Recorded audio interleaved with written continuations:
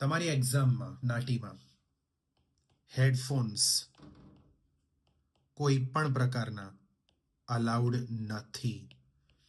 યાદ રાખજો, કોઈ પણ પ્રકારના હેડફોન્સ અલાઉડ નથી.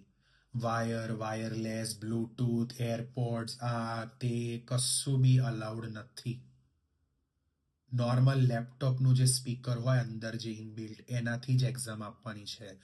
ઇન કેસ તમે ભૂલથી બી કોઈ પણ પ્રકારના હેડફોન્સ વાપર્યા એક્ઝામમાં, તો હું તમને કહું શું થશે.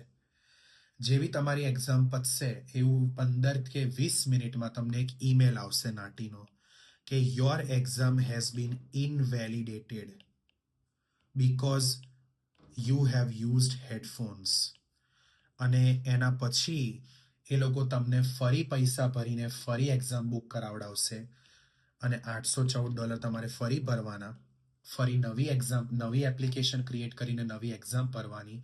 એ ડેટ ક્યારે મળે હવે ભગવાન જ જાણે. મહિના પછી બી મળે, 1.5 મહિના પછી બી મળે, અને પછી એક્ઝામ આપવાની.